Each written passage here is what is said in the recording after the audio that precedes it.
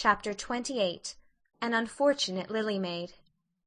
"Of course you must be Elaine, Anne," said Diana. "I could never have the courage to float down there." "Nor I," said Ruby Gillis with a shiver. "I don't mind floating down when there's 2 or 3 of us in the flat and we can sit up. It's fun then. But to lie down and pretend I was dead, I just couldn't. I'd really die of fright." "Of course, it would be romantic," conceded Jane Andrews.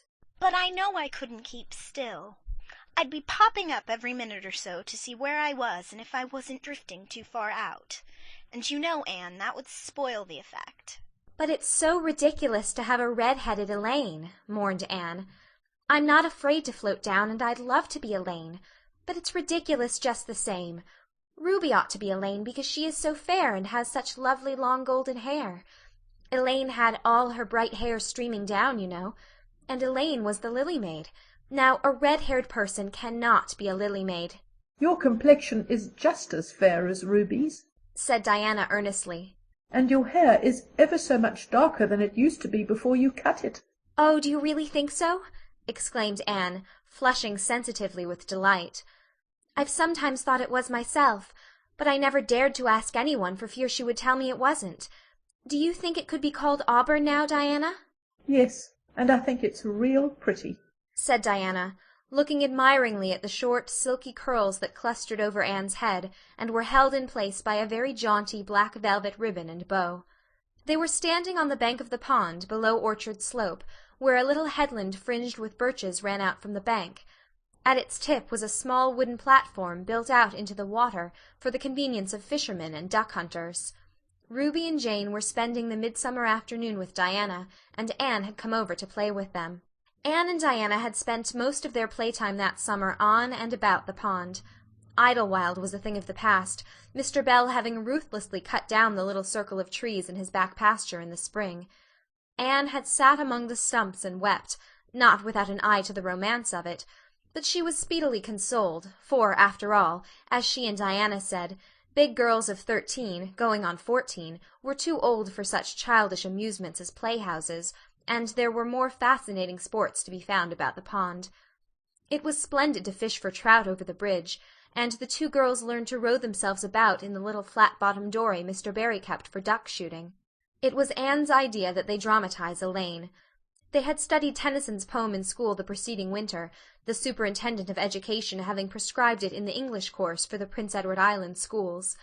They had analyzed and parsed it and torn it to pieces in general, until it was a wonder there was any meaning at all left in it for them, but at least the fair Lily Maid and Lancelot and Guinevere and King Arthur had become very real people to them, and Anne was devoured by secret regret that she had not been born in Camelot.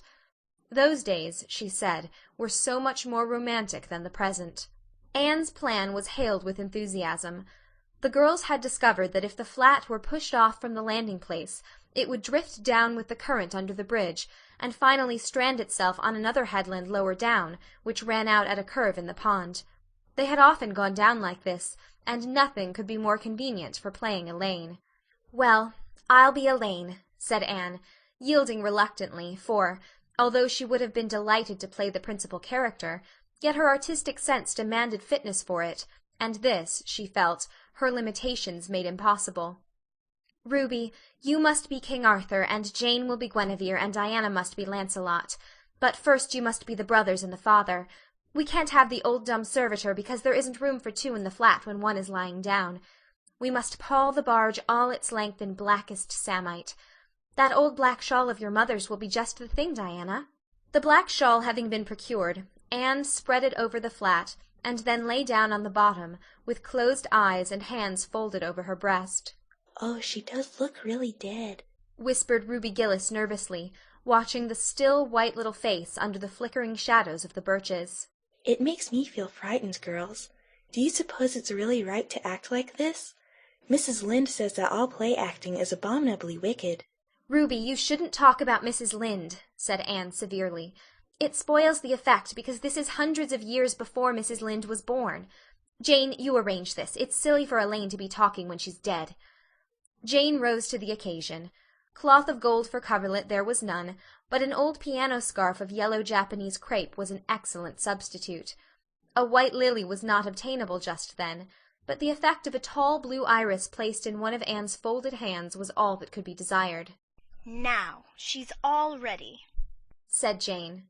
"We must kiss her quiet brows, and Diana, you say, 'Sister, farewell forever,' and Ruby, you say, 'Farewell, sweet sister,' both of you, as sorrowfully as you possibly can. Anne, for goodness sake, smile a little. You know Elaine lay as though she smiled. That's better. Now push the flat off." The flat was accordingly pushed off, scraping roughly over an old embedded stake in the process.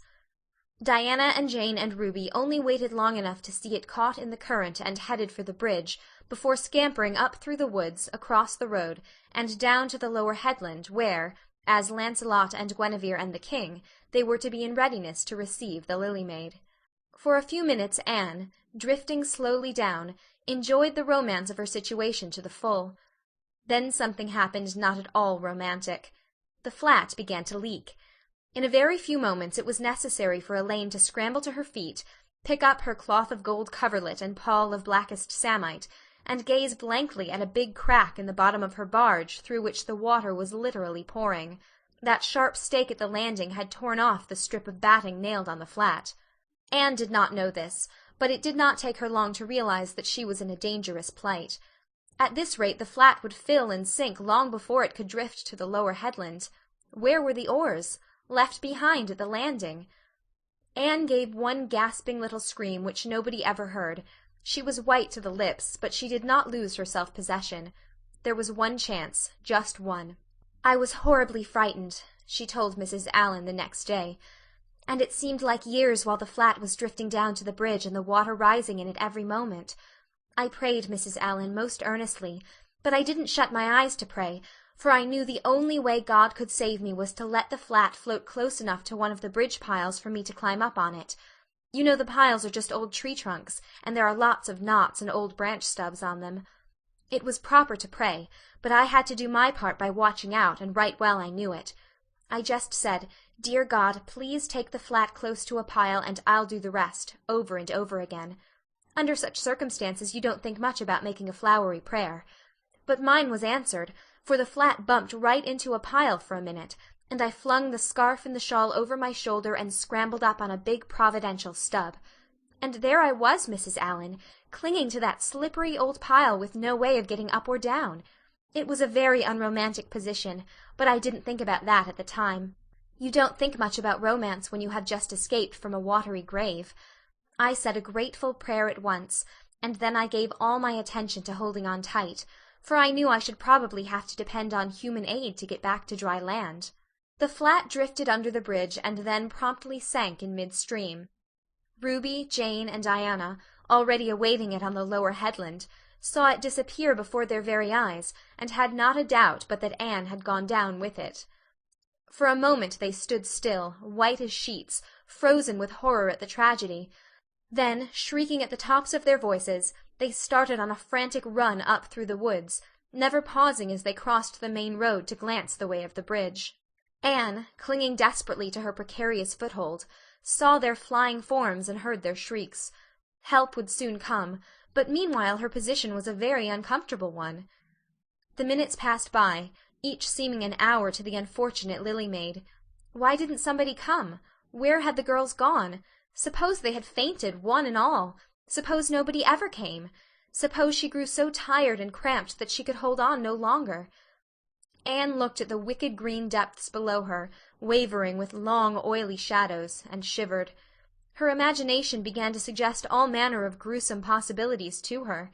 Then, just as she thought she really could not endure the ache in her arms and wrists another moment, Gilbert Blythe came rowing under the bridge in Harmon Andrews's dory.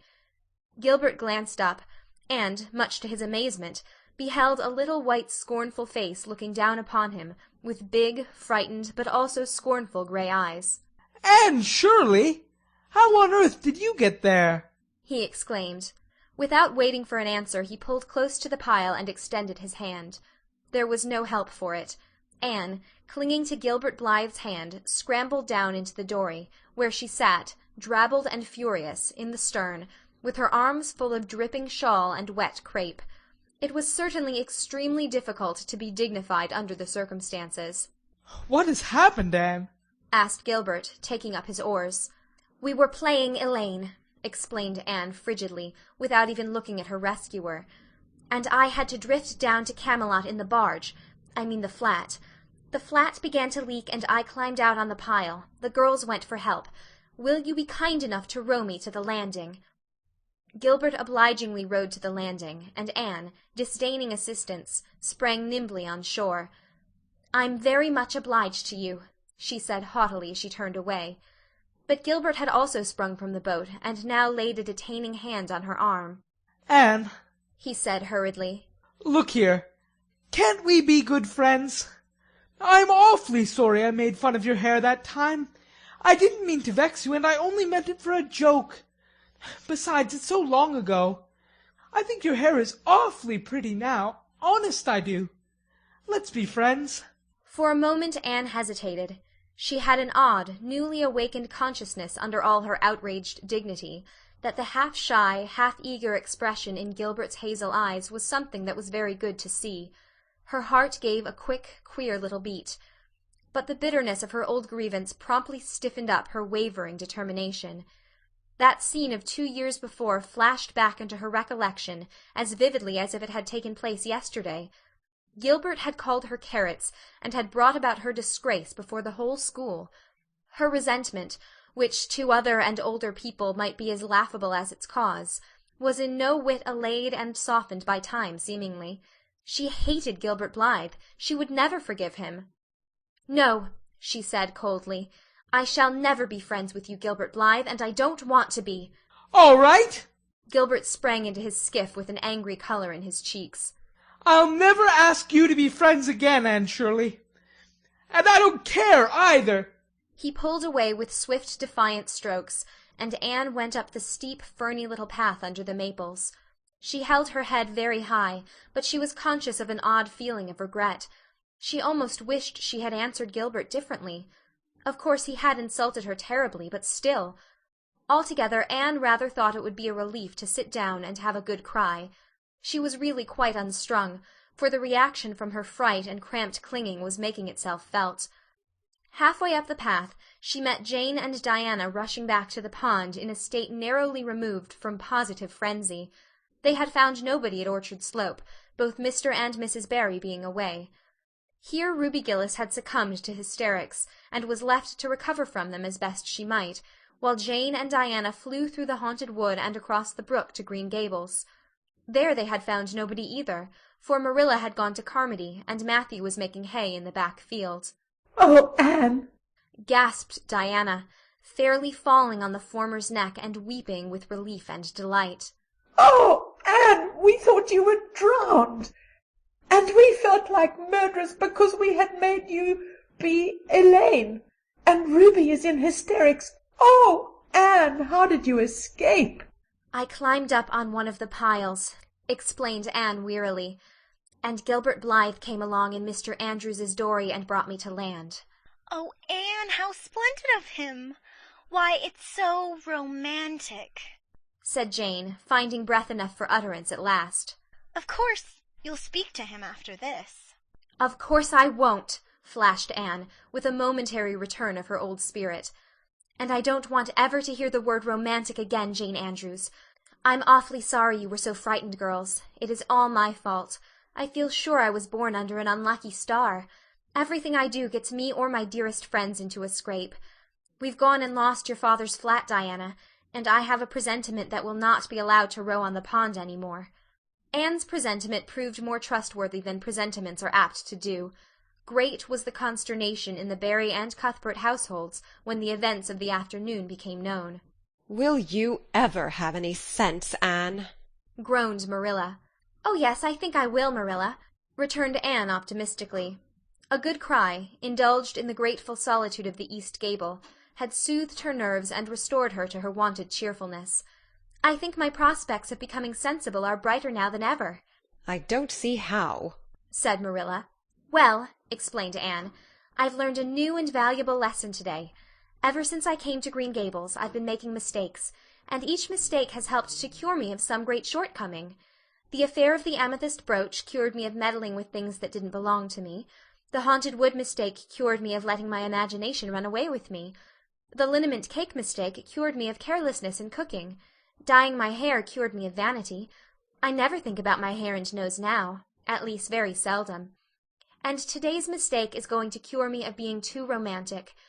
I have come to the conclusion that it is no use trying to be romantic in Avonlea. It was probably easy enough in towered Camelot hundreds of years ago, but romance is not appreciated now. I feel quite sure that you will soon see a great improvement in me in this respect, Marilla. I'm sure I hope so, said Marilla skeptically. But Matthew, who had been sitting mutely in his corner, laid a hand on Anne's shoulder when Marilla had gone out. Don't give up all your romance, Anne, he whispered shyly. A little of it is a good thing. Not too much, of course, but keep a little of it, Anne. Keep a little of it. End of chapter 28.